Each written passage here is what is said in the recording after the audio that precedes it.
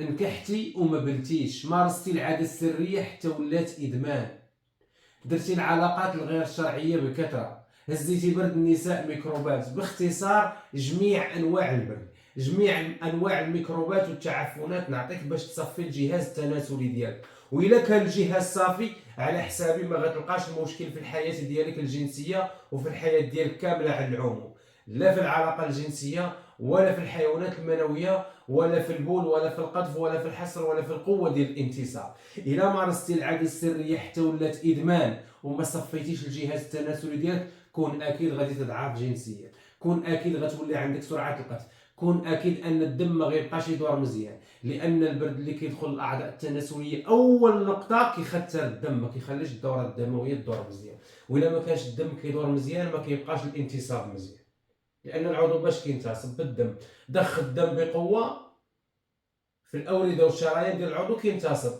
إلا كان عندنا الدورة الدموية خاترة مأثر عليها البرد، كيكون عند الإنسان ضعف انتصاب، وحتى إلا كان الانتصاب كتكون سرعة القذف، ومني كتقذف كتفشل مباشرة، ما كيبقاش عندك الجهد باش تعاود، لأن كتولي واحد الصعوبة عاوتاني باش غيدور الدم ويكون عندك تدفق الدم بقوة.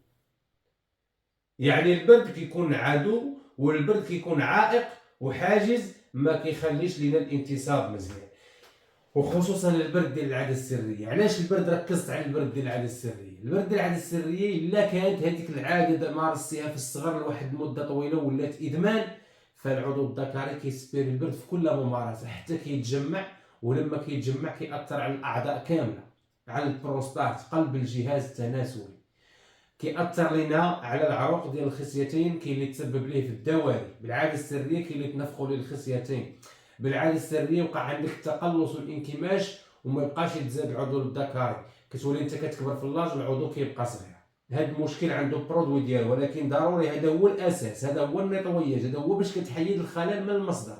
الا عندك التقلص العضو كتلقاه متقلص ومكمش وصغير الحجم ديالو، كاين برودوي اللي هو هذا وتكلمنا عليه ومشهور عندنا ومعروفين به لسنوات، كنبيعوه للناس داخل المغرب وخارج المغرب.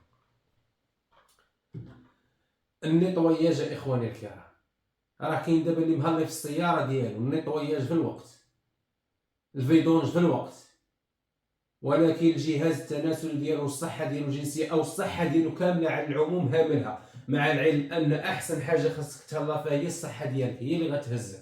وكيف قلت لكم كاين اللي كيخسر الفلوس على الحديد وما يخسروش على الصحه ديالو. هذا نيطوياج ممتاز مفيد للصحه كامله على العموم، لان في اعشاب كتحارب البروده العامه، كاين اللي عنده البرد ديال الظهر المفاصل الكامل، هذا خداو عندنا الناس اللي كيعرفوا القيمه ديال الصحه ما مراتش، فما بالك باللي مريض ولا اللي مارس العاده ولا اللي الجهاز ديالو مخنوق او اللي عنده تقطار ديال البول او اللي عنده الحريق او اللي عنده سرعه قذف.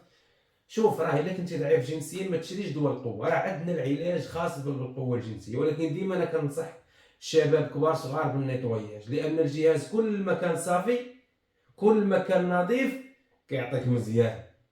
غير كاربيراتور الا كان فيها شويه الوسخ وكانت مخنوقه الموتور كيولي كراطي، كيولي يفشل ما يطلعش في الطلعه. راه كذلك راه العروق الا كانوا ما كدورش فيهم الدوره الدمويه مزيان وكان البرد خانق لك الجهاز، راه غادي يكون عندك ضعف الانتصاب. والخطا هو الانسان كيمشي يشري القوه الجنسيه، القوه ما كتباع ما كتشرى، القوه عند خلق الله عند كل راجل كتضعف، عالج الخلل القوه ديالك ترجع لك. ما فيها باس تاخذ اعشاب خاصه بالقوه الجنسيه، ولكن دائما كنركز على انه ما يكونش عندك شي مرض بحال البرد، ما يكونش الجهاز مخنوق، ما يكونش عندك التهاب في المسالك او في البروستات، يعني ما تخليش شي مرض اللي يكون من الاسباب اللي كتسبب في الضعف الجنسي تبقى تشري غير القوه وانت ما عارفش الخلل منين جاي.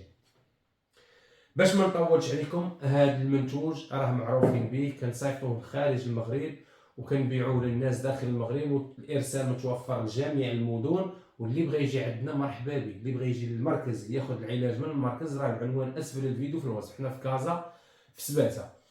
الارسال متوفر لجميع المدن داخل المغرب وحتى خارج المغرب، كاين الارسال للناس ديال اوروبا، واللي بغى يجي للمحل مرحبا به. هذا المنتوج انا دائما كناخذ منه، ماشي حيت عندي البرد، هذا المنتوج كيف قلت لكم ما يكونش عندك البرد وتستعمله، لان في اعشاب سخونه واغلبيه الاعشاب مذكوره في كتاب الطب النبوي، على راسهم القسط الهندي فيه 7 اشفيه، القسط الهندي خير ما تداويتم به، وهو القسط الهندي.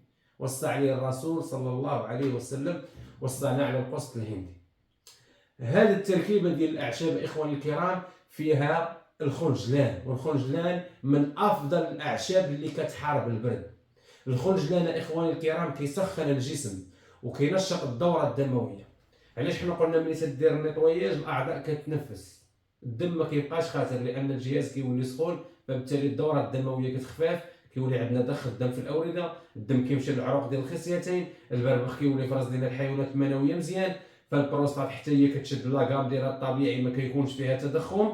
وإلا كانت البروستات مزيانة والمسالك مزيانة والمثانة صافية مزيانة، فالدورة الدموية كتكون مزيانة، وهنا كتولي الوظائف عندك كلها مزيانة وما كتلقاش مشكل، وكتستمر طبيعي في الحياة ديالك الطبيعية بدون ما تبقى تاخذ أي مادة معينة كيف ما بغى يكون. أنا غنوريكم طريقة استعمال الناس اللي كياخذوا عندي التريطمون، طريقة الاستعمال ديالو. هادو أعشاب مخلطين بالعسل، راه ماشي فيهم غير القسط الهندي والخنجلان، راه الأعشاب اللي كاينين هنا كاينين 6 الأنواع ديال الأعشاب، 7 الأنواع ديال الأعشاب، وكاينين 6 الأنواع ديال الأعشاب في البودرة اللي كنعطيكم معاه، اللي هي هذه ديما كنعطيها للناس مع النيطوياج. حتى كتسالي النيطوياج ديالك وكتبدا تستعمل هذه البودرة، اين فوا كتسالي هذه كتبدا تستعمل البودرة، ما كتستعملهمش بجوج في دقة واحدة حتى كتكمل النيطوياج، عاد كتبدا في هذه البودرة. هذه البودرة الدور ديالها كتساعدك تسترجع ديك القوة ديالك اللي ضعفت نتيجة داك البرد وداك الخلل اللي كان عندك. هذه البودر تحفيز للتستوستيرون باش تولي عندك الرغبة، النفس، الإثارة تولي مزيانة. حتى إلا كانت الإثارة راه هو هذه الأعشاب كتفيد 100% كذلك للناس اللي عندهم مشاكل في الخصوبة في الحيوانات المنوية واسترجاع القوة الجنسية. وكذلك الناس اللي عندهم السكر وكيعانيو من هذه الأعراض كلها اللي تكلمنا عليها، راه كاين التريتمون ديالهم خاص بمرضى السكري، ما كيكونش خالط بالعسل، كتكون بودر فقط، لا بالنسبة للنيطوياج ولا بالنسبة لاسترجاع القوة. قلنا في الاستعمال هذه كتسبق عادة، هذه فيها ملعقة صغيرة في الصباح، ملعقة صغيرة في الليل. وبالنسبة للناس اللي استعملوا هذه العلاجات وتعالجوا راه بالآلاف، وما كنشرش جميع الشهادات ديال الناس، ومع ذلك راه عندنا الكثير والكثير من الشهادات ديال الناس اللي في القناة على اليوتيوب وكذلك على الصفحة الرسمية على الفيسبوك. بالنسبة إخواني الكرام كيف قلت لكم لهذا النيطوياج، وبالنسبة لهذا النيطوياج إخواني الكرام نقولها ونعاودها، راه مفيد حتى الناس اللي كتعاني من البرودة العامة. البرودة العامة يعني البرد في الظهر، في المفاصل، في الركابي، واخا يكون عندك في الكلاوي. أعشاب كتحارب البرد القديم ديال الجهاز التناسلي بالخصوص والبرودة العامة ديال الجسم كامل. كاين اللي عنده البرد غير ديال الجهاز التناسلي، راه كنعطيو تريتمون ديال الجهاز التناسلي، ولكن هذا افضل، راه كاين تريتمون خاص غير بالبرد ديال الاعضاء، هذا كيبقى مفيد افضل، كيحارب جميع انواع البرد قديم او جديد في الجهاز التناسلي او في الظهر او في المفاصل او في الركاب. كاين اللي هاز البرد من العمل ديالو، يعني كيخدم في الفريكوات او كينقل الثلج او في البحار. تيكونوا بعض الناس اللي عندهم هذه المشاكل ديال الالام ديال الظهر بسبب البرد، عندهم البروده العامه، الام ديال المفاصل او الركابي، راه هذا التريتمون كيسخن الجسم وكيحرك وكينشط الدوره الدمويه بحال كانك درتي السبور، كانك درتي الرياضه. باش ما نطولش عليكم اخواني الكرام، باستعمال كيف قلنا تسبق هذه حتى تسالي عاد تبدا في استرجاع القوه ديالك. ما يمكنش دير العكار على الخنونه، انت عندك البرد وتبدا تاخذ في الاعشاب ديال القوه. هذا علاج ماشي منشط، عندي منشط جنسي تاخذه يعطيك المفعول في البلاصه، هذا علاج كتبدا تسترجع القوه ديالك الطبيعيه بشكل تدريجي حتى كتوصل للنقطه الممتازه. اعشاب راه المذاق ديالها بنين، اعشاب راه طبيعيه من خير ما انتجت الطبيعه. بالنسبه لهذا التريتمون الاستعمال ديالو كيف قلنا، اول حاجه كديرها كتحل القرعه، ها هو كيتحل هذا الكارانتي، ها هو اول حاجه غديرها تاخذ ملعقه صغيره، بسم الله. اول حاجه غديرها غتحرك مزيان، ها نتوما اخواني غتحرك مزيان. ملي كتحرك الاعشاب كتندمج مع بعضياتها وكتاخذ ملعقه صغيره، ملعقه صغيره بهذا الشكل هذا، ها هي بسم الله.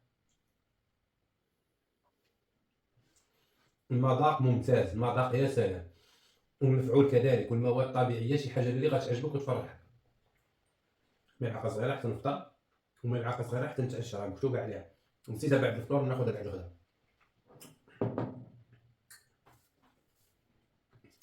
نتبع هاد العلبه حتى نساليها، ما يبقى فيها والو. عاد كنستعمل اعشاب بودر مطحونه، راه كتسمعوا الناس الا كنتو كتصرفوا الشهادات كيسولوني كيفاش الاستعمال ديال البودر وديال النيطوياج. ملي تتسالي هذه كدوز البودره، البودره حتى هي كيف قلنا الاستعمال ساهل، كدوزها بالماء. حتى هذه اللي بغيتي تتبعها تشرب شويه ماء من وراها ما كاينش مشكل. حنا لينا فريد سالينا هذه، دابا غنستعملوا هذه، راه ما كتاخذش وقت واحد. حنا درنا مثلا هذه تبعتها حتى ساليتها، عاد غنبدا نستعملها. ناخذ نحيد الملعقه، ناخذ ملعقه اخرى، هي ملعقه اخرى نقيه. بسم الله، ندور غيتحل كارانتي. كارانتي هو هذا، هادو اعشاب بودره ممتازه. هنا احبابي اعشاب بودره، يعني اعشاب مطحونه. هذه الاعشاب لاسترجاع القوه. هنا اخواني اعشاب بودره، يعني اعشاب مطحونه، ماشي ديال البرد، ماشي ديال الميكروبات، ماشي ديال هذه، ديال استرجاع القوه. حتى كتسال النيطوياج عاد تبدا تستعمل اعشاب ديال استرجاع القوه، باش ما ديرش العكر على الخنونه، الجهاز مخنوق وانت غادا تستعمل الاعشاب ديال القوه. هادو علاج ماشي منشط. الا بغيتي منشط راه كاين، كنعطيك علاج باش تعالج الخلل وتستمر طبيعي بدون ما تبقى تاخذ اي حاجه، اي ماده معينه. الاستعمال ديالها سهل. بسم الله، كتاخذ ملعقه ديرها في الفم ديالك وتتبعها الماء. بسم الله.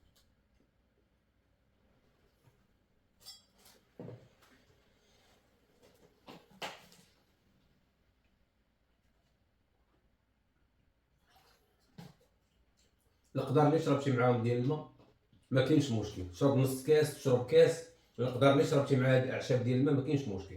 حتى النيطوياج الا درتي ملعقه وبغيتي تتبعها الماء دوزها بالماء راه ما كاينش مشكل. ما تدوش باتاي ولا بالحليب ولا الماء فقط. الماء كيفيد، والماء دغيا الاعشاب كتدور في الدوره الدمويه. كانت هذه طريقه الاستعمال. وهاد الطريطمون اللي حليت، راه ما باقيش يشري شي واحد، راه غنستعملو انا. وانا مره كناخذ طريطمون من هاد الشيء باش كيبقى الدم ديما يدور مزيان، البرد ما كيدورش بيا في الاعضاء ديالي، في الجسم ديالي. ما كنهضرش لك على الرواح ولا هذاك الشيء، مساله عاديه. واخا تاخذ هاد الشيء يقدر يصيبك الرواح في الوقت الانسان لما كان كيلبس ويحط ويعرق وينشف.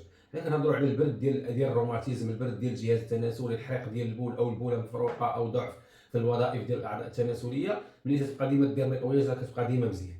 الطوموبيل الا درتي لها نيطوياج داك الفيدونج ديالها في الوقت راه كيبقى الموتور مزيان. كتغسل ما كتخليهاش مخنوقه، كترد ليها البال اكثر ما كترد البال نفسك. هانا ثمن مناسب، تهلا في صحتك، راه صحتك هي راس مالك. ماشي كنقول لك هذا الكلام باش تشري، العلاج راه مبيوع، سواء شريتي او ما شريتيش. الناس اللي كيعرفونا بلا يوتيوب كيجيو عندنا، كنصيفطوا العلاج لاي مدينه في المغرب وكذلك خارج المغرب. انا شرحت لكم دابا الاستعمال بالتفصيل. الاعشاب راه شي حاجه اللي تعجبكم وتفرحكم. وباش ما نطولش عليكم، راه خير الكلام الصلاة والسلام على مصباح الظلام ورسول الله المالك العلام سيدنا محمد عليه أفضل الصلاة والسلام. والسلام عليكم ورحمة الله تعالى وبركاته.